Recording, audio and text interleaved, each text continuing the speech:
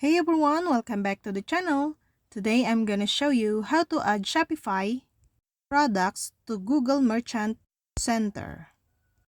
Under the Sales Channels and Apps, select Google. The menu to enable your product for Google Sales Channels is straightforward with one option to select.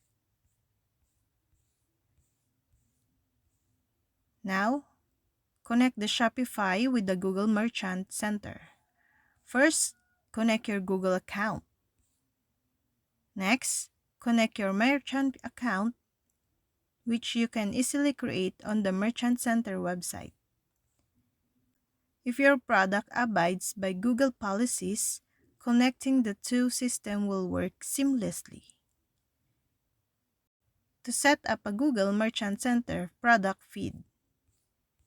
Once Shopify and Google Merchant Center are successfully connected, you'll need an API connection to bring product from Shopify over to Google.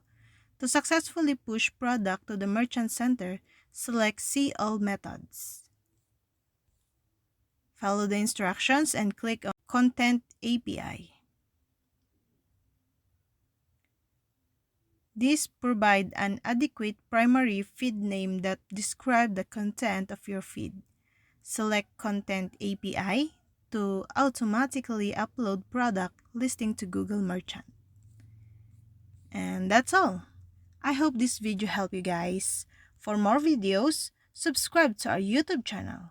Thank you for watching. See you again.